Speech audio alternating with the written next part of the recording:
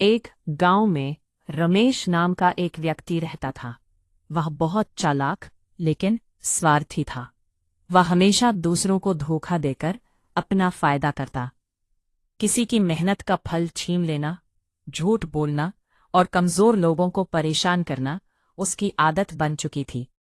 गांव के लोग उससे दूर ही रहते थे, लेकिन रमेश को इस बात की कोई परवाह नहीं थी।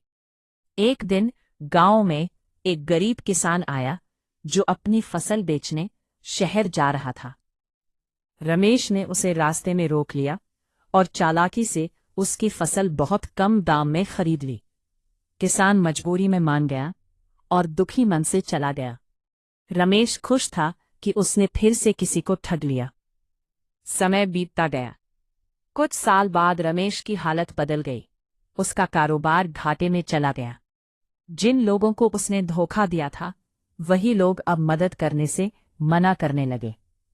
एक दिन रमेश खुद उसी किसान की तरह मदद की तलाश में गांव-गांव भटकने लगा, लेकिन कोई भी उस पर भरोसा करने को तैयार नहीं था।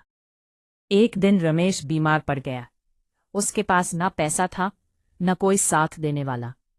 तब उसे अपने पुराने कर्म याद आए। उसे समझ आया कि उसने जो बोया था वही आज काट रहा है। आखिरकार रमेश ने अपने किए पर पछतावा किया। उसने मन ही मन ठान लिया कि अगर उसे एक और मौका मिला तो वह सच्चाई और ईमानदारी का रास्ता अपनाएगा। इंसान जैसा कर्म करता है वैसा ही फल उसे मिलता है। अच्छे कर्म सुख देते हैं और बुरे कर्म दुख।